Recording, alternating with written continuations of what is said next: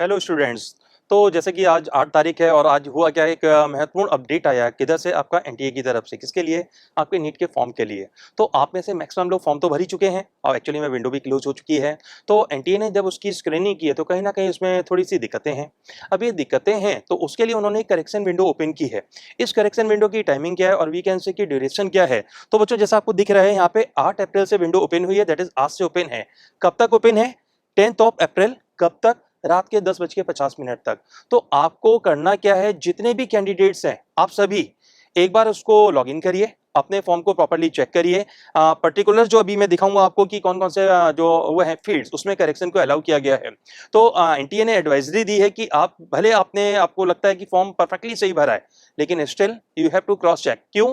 क्योंकि ये पहली और लास्ट विंडो है, इसके बाद कोई सी भी विंडो ओपन नहीं होगी। अगर आपके फॉर्म में कोई मिस्टेक है, कोई गलती है, तो उस केस में आप ही उसके लिए रिस्पॉन्सिबल होंगे। एनटीए किसी भी तरीके से उसको एंटरटेन नहीं करने जा रहा है।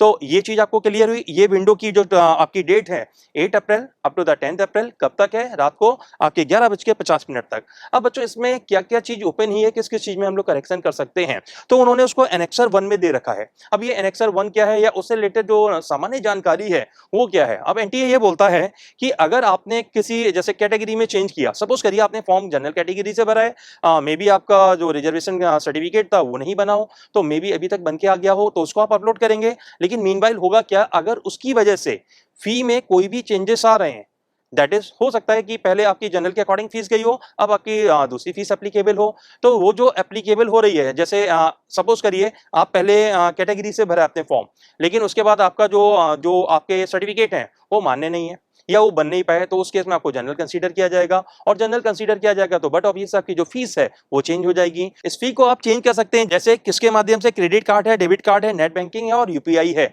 इसके माध्यम से आपको पेमेंट करना पड़ेगा। जब पेमेंट रियलाइज हो जाएगा तब जाके वो करेक्शन एप्लीकेबल होगा। तो ये तो हो गया इसकी जनरल जनरल इन्फॉर्मेशन की आपको करना क्या है। अब सबसे महत्वपूर्ण चीज ये है कि एनेक्सर 1 में है क्या। तो एनेक्सर 1 में देखते हैं बच्चों है क्या।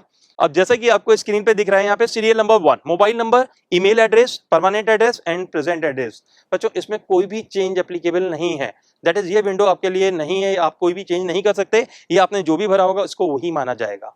सेकंड पॉइंट देखते हैं, फॉर आधार वेरीफाइड कैंडिडेट। अब ये आधार वेरीफाइड कैंडिडेट का मायने क्या? जब आपने आधार का नंबर भरा तो वहां पे एक ओटीपी जनरेट हुआ होगा, उससे उन्होंने क्या किया? वेरीफाई किया।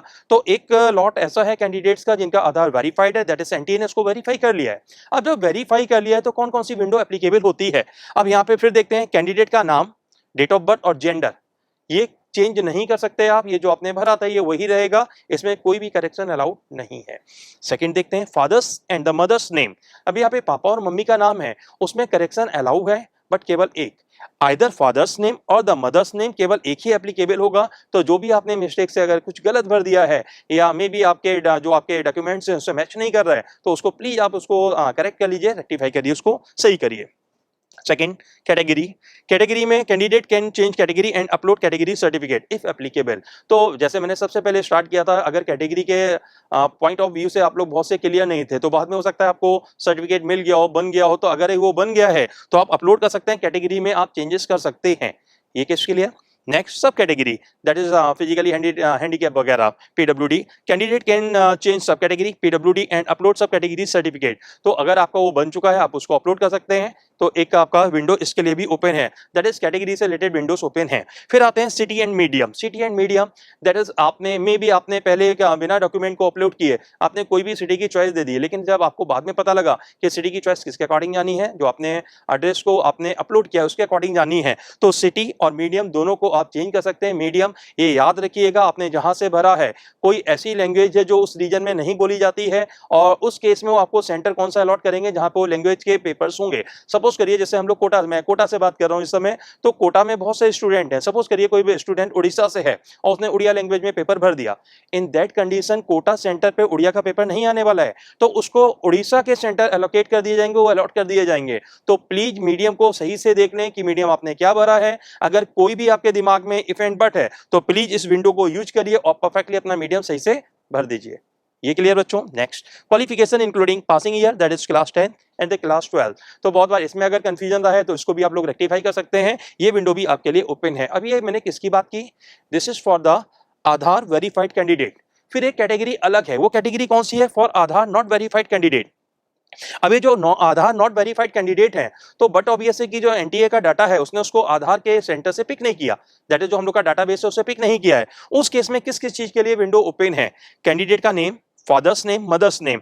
तो a candidate can change either candidate's name और फादर्स नेम और मदर्स नेम, लेकिन केवल एक, इसके अलावा एप्लीकेबल नहीं है। तो आप में जो भी आपने किसी भी गलती से अगर ये भर गया है तो प्लीज इसको रेक्टिफाई करिए। जो भी है एक एप्लीकेबल है तो ज्यादा बेहतर है कि अगर दो या दो से ज्यादा गलत हैं तो कैंडिडेट का नेम सही होना ज्यादा जरूरी है। क्लियर बच्चों? नेक्स्ट है category. Candidate can change category and upload category certificate, it is similar to the Aadhaar verified candidate. वही कंडीशन है, अगर आपका जो कैटेगरी सर्टिफिकेट है बन गया है या जो भी स्टेटस है उसके अकॉर्डिंग आप इस विंडो को यूज कर सकते हैं। और कैटेगरी के बाद आते हैं सब कैटेगरी। यहाँ पे भी वही कंडीशन, सब कैटेगरी को आप लोग यहाँ पे अपलोड कर सकते हैं, उसको आप उसमें मतलब उसमें करेक्शन अलाउ है, उसको आप सही कर सकते हैं। नेक्स्ट है date of birth and gender. यहाँ पे करेक्शन अलाउड है। अच्छा, सेम कंडीशन में ऊपर करेक्शन अलाउड नहीं था, दैट इज आधार वेरीफाइड में जो है वो वेरीफाइड है, बट इस केस में डेट ऑफ बर्थ भी आपको आप करेक्ट कर सकते हैं और जेंडर भी करेक्ट कर सकते हैं। नेक्स्ट आता है city and medium. Just according to the previous data आप सिटी और मीडियम को सही से देखें, उसको भरें और उसको चेंज करने की आपको यहाँ पे एक तरीके से परमिशन है। नेक्स्ट है qualification including passing year, class 10 and class 12। तो इसको भी आप रेक्टिफाई कर सकते हैं, इसको करेक्ट कर सकते हैं। तो बच्चों आप सभी से मेरा ये निवेदन है कि आप लोग जो भी फॉर्म भर चुके हैं, आप कितने ही श्योर हों, लेकिन प्लीज आप लॉगिन करें, ये सारी डिटेल्स को चेक करें, क्योंकि ये केवल एक बार मिलने वाली अपॉर्चुनिटी है। तो उस करेक्शन विंडो को परफेक्टली यूज करें और कैसे भी आपका फॉर्म इन गलतियों की वजह से रिजेक्ट ना हो जाए। आप सिलेक्ट हो गए, आपके नंबर बहुत अच्छे आए और इन गलतियों की वजह से कहीं ना कहीं आप भटकते घूम रहे हैं, तो वो बहुत बड़ी गलती होगी। तो आप सभी से रिक्वेस्ट है मेरी, आज से लेकर 10 तारीख तक जो आपके 11:50 तक का टाइम है, उसमें जाइए, करेक्शन विंडो को ओपन करिए, दैट इज अगर कहीं पे एप्लीकेबल है तो प्लीज उसको आप अपना करेक्ट कर लें। ठीक है बच्चों, फिर और अपडेट्स के संग मिलूंगा and all the very best for your need. Thank you.